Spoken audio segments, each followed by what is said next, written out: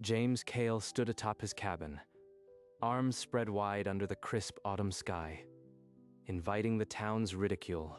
Behind him rose 3 feet of marsh reed, a thatch roof so thick and shaggy it seemed to breathe. You've built a haystack, not a house. A monument to a stubborn fool who can't accept progress. A cluster of townsfolk had gathered in the lane below. Nodding at the roofer's derision, Emily Cale stepped out of their shadow, raising a fresh bundle of reeds toward her father. They'll see, Emily. They'll all learn soon enough. Mark my words, that'll rot before the snow melts, and the first spark will turn it into a torch. But James only turned his back to the laughter and looked toward the distant peaks. He's never been wrong before, not once. And above the cabin, the sky carried the cold weight of a winter that would test every roof in the valley. The weeks before winter hardened into a rhythm of preparation. James spent his days on the roof, pressing extra reeds into every seam. Thatch is nothing but dried swamp grass. One wet autumn and it'll start to rot from the inside out. Mark my words. James paid no heed to the talk. He tied down more bundles, each cord pulled tight against the coming snow.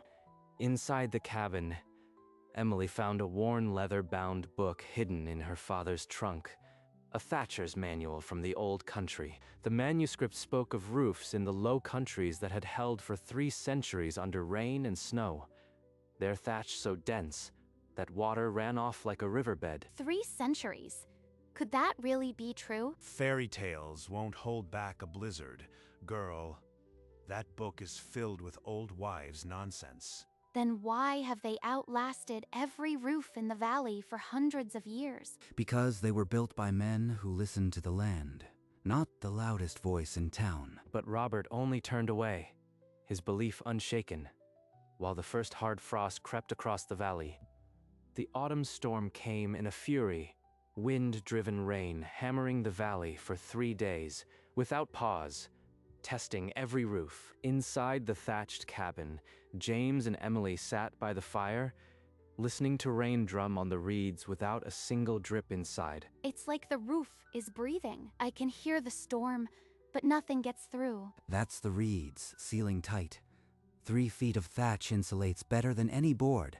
A mile away, in a house with a sawn shingle roof, water spotted the ceiling plaster and dripped into a tin pail. When the clouds thinned at last, the thatch gleamed wet and undamaged, the 3-foot layer unchanged by the downpour. Wait until ice.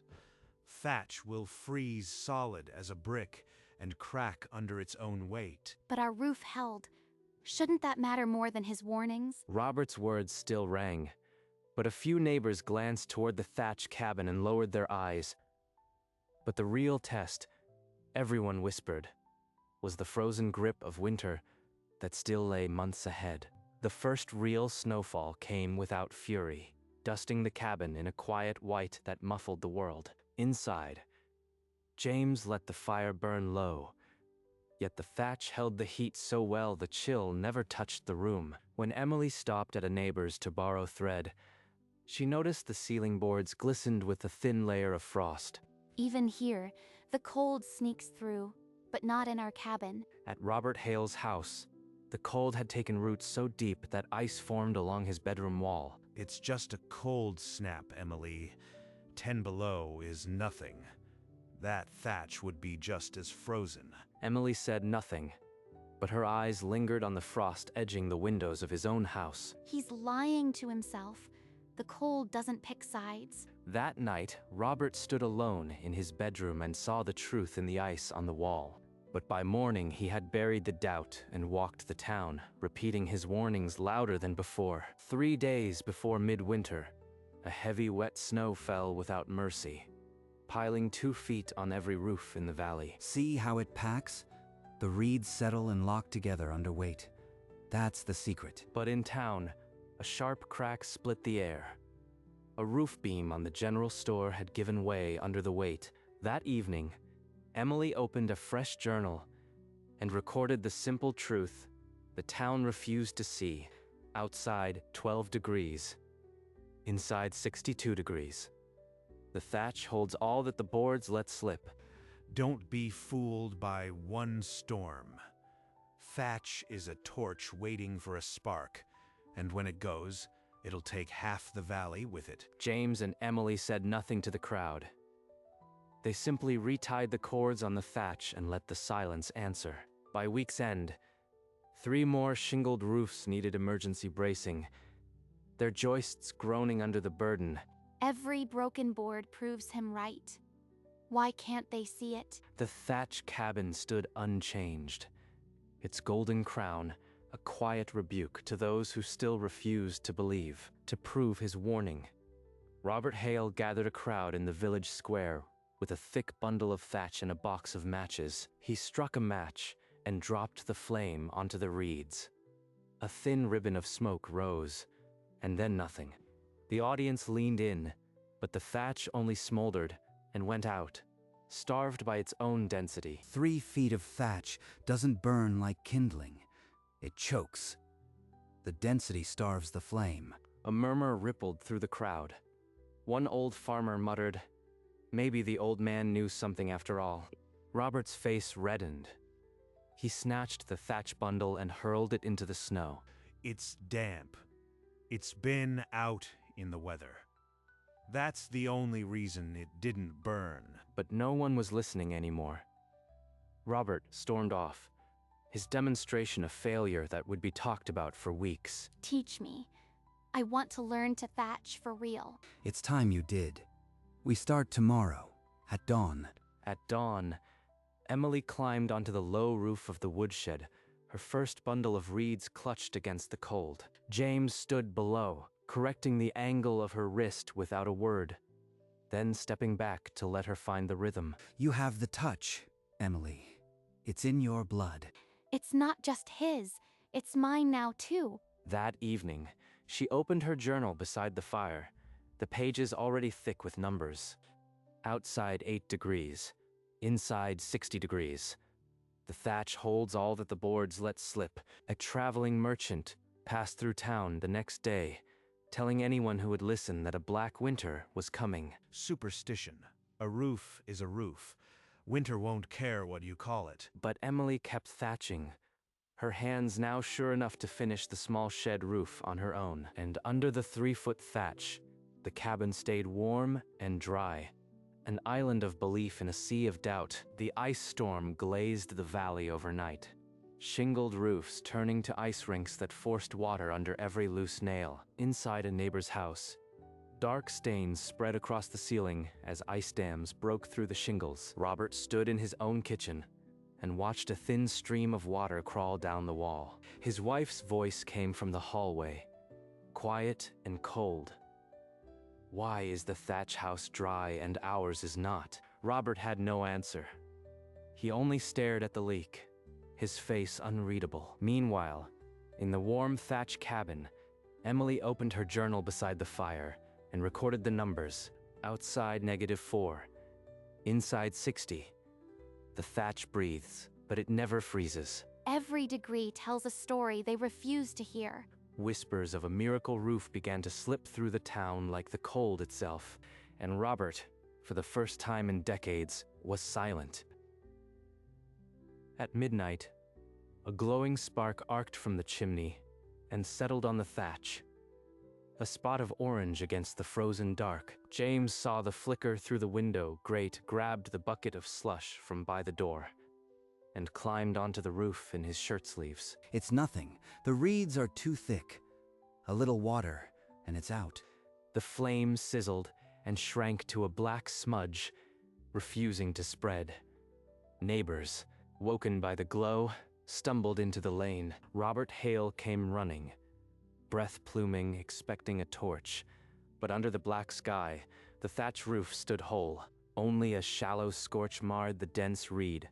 The fire starved of air after the first inch. It's not a torch. It's a shield. A murmur ran through the crowd. It didn't burn. Robert said nothing.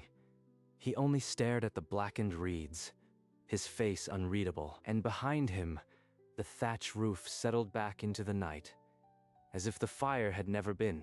The morning after, Robert took a chunk of the scorched thatch to his workshop alone, under lamplight.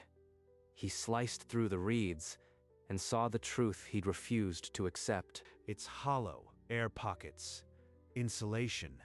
That's why it holds heat and why it choked the fire. His wife's voice came from the doorway, quiet and cold. "Are you ever going to admit you were wrong, Robert?" Admit what? A pile of swamp grass didn't burn. That proves nothing. From the cabin window, Emily saw a figure on the road. Robert Hale, motionless, studying the thatch roof. He knows, but he can't bring himself to say it. The town crier posted a notice on the post office door. Record cold expected. Prepare for the hardest freeze in living memory. Robert read the notice and stood still. The cold was coming, and his house was not ready. But under the thatch, the cabin exhaled a steady plume of warmth, ready for what was coming. The deadliest winter rolled over the valley like a second night, temperatures plunging past anything the oldest settler could remember. On the thatch cabin, the weight of the cold seemed to glance off. Deep inside the reed, the hollow air held the warmth still. James and Emily sat by the fire, their coats unbuttoned, while the world outside froze solid. Emily opened her journal and recorded the impossible truth. Outside 31 below. Inside 48. The thatch holds all that the boards let slip. Not a single crack, not a single draft. The roof breathes, and we stay warm. At Robert Hale's house, the cold struck with a vengeance. His young son woke coughing, the air sharp enough to cut. Robert hammered blankets over the frost-shattered windows, but ice already climbed the inner walls. His wife's voice broke the silence. "Robert, we can't stay here." The roof of the general store collapsed with a thunderous crash, the weight of the snow finally winning. Robert's neighbor, a carpenter, knocked on the door to warn him. A shingled roof down the street was already buckling under the weight. 2 inches of sag. It's still sinking. His wife pulled their son into a thick coat and told Robert they were going to the church. She wasn't asking. She's right. This house is a death trap, and I can't keep them here. Maybe James was right all along. Robert stood at the window and stared through the blowing snow toward the thatch cabin, its light a steady glow against the dark. The thatch roof stood unyielding, the blizzard sliding around it like water around a stone. I've wasted too much time on pride, and now my family pays the price. But he did not move. Not yet. The storm howled, and the decision hung suspended in the cold. Robert stepped out into the storm, leaving the door ajar. His wife's words still rang in his ears. Inside the cabin, James saw a dark shape moving through the blowing snow. This is madness, but my family needs a miracle, and there's only one place that might have one. He pushed forward, head down, each step vanishing behind him as the snow erased his trail. Who would be out in this? No one could survive that walk without a desperate reason. James threw open the door, and the blizzard screamed into the warmth like a living thing. Robert? What in God's name are you doing out there? You'll freeze. Robert stumbled into the light, his face raw with cold and swallowed pride. I have to ask. I have to learn. To thatch. For them. For a moment, neither man spoke. The storm howled, and the door remained open, a threshold between two worlds. James pulled Robert inside and shut the heavy door, trapping the storm outside where it belonged. He guided the shivering man to the hearth and draped a dry wool blanket over his trembling frame. Then he pressed a steaming mug of tea into Robert's blue-tinged hands and simply waited. I was wrong. The thatch, it works. I can admit that now. My roof's about to cave. My family is in danger, and I don't know how to fix it. You came all this way in a blizzard to tell me that? I came to ask. Teach me, please. I'll do whatever it takes. James studied his face. The lines of weariness and regret then gave a slow, deliberate nod. We'll save your home, Robert.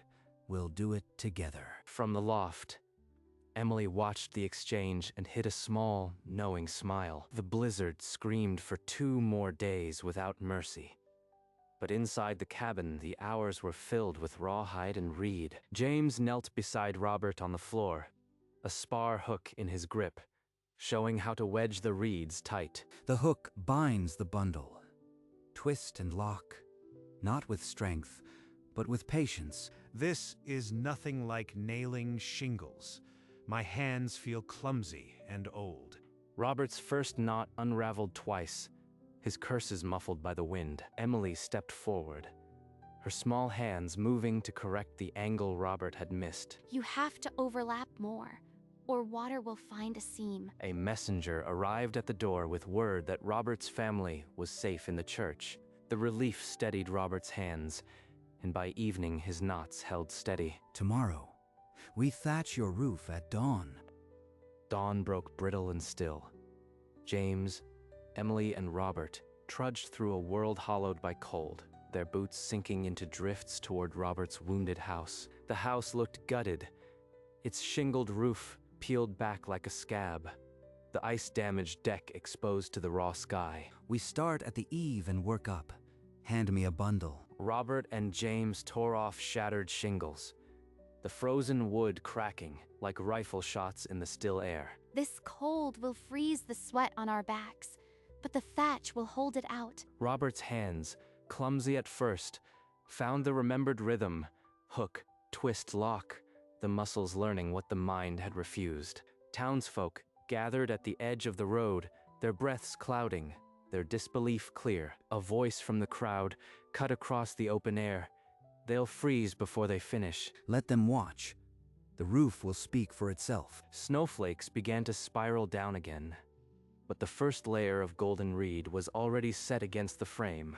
The thatching pressed on through the short winter day, hook and reed binding the roof inch by golden inch. As the light thinned to pale lavender, James straightened with a groan and called a halt. Enough to get through the night. We'll finish in the morning. They stretched heavy canvas over the unfinished peak and nailed it tight against the wind. Down below, Robert's wife and son appeared at the door, returned from the church. They stepped inside and looked up at the thatch above their heads. Half done, but already changing the air. It's not done, but it'll keep us dry and warm, I think. Outside, the temperature plunged again, the mercury vanishing below the marks on the glass. It will hold, it has to. This is the proof the valley needs. And under the new thatch, the house waited for the verdict of the night. Morning broke clear, and the first thing Robert felt was the absence of pain. The air no longer bit. His son woke and laughed for the first time in weeks, the sound filling the house. By noon, James and Emily tied the last reed into the ridge. James tamped it once and nodded. It's done, Robert. Your home is whole again. Robert's wife climbed up halfway to meet them and threw her arms around James, sobbing into his frozen coat. I mocked this man for months, and he saved my family without a word of payback. He pulled his son close and looked at the new thatch overhead, then at James through eyes that stung. I was blind. I'll never doubt the old ways again, and I'll never mock the man who knows them. It's not about who's right. It's about what's right for those we love. And on that frozen morning, the haystack that was never supposed to stand became the roof that saved them all. Word of Robert's thatched house spread before the frost melted from the windows. The next morning, the blacksmith stood in James's doorway, hat in hand. But it was Emily who answered, her thatching hook still glinting in her work glove. I'll do better than fix it for you. I'll show you how to thatch it yourself. By noon, a crew had gathered. James, Robert, Emily, and a dozen townsfolk shouldering bundles of marsh reed. Emily stood on the ridge, calling down the angle while Robert passed bundles and listened. You've got your father's gift, Emily. You see the whole roof before it's built. James watched from the ground, silent, pride deepening the lines of his weathered face. Before the snow began to melt, 6 new thatch roofs crowned the houses of the valley, and the craft that had been buried under frozen shingles was reborn in the cold. The thaw came gentle, and as the snow receded, the thatch roofs emerged golden and whole. At the town meeting, Robert Hale stood before the community, his voice rough with emotion. James Cale was right. I was wrong, and his thatch saved my family. Robert extended his hand across the crowded hall, and James took it without hesitation. A murmur of approval rippled through the room.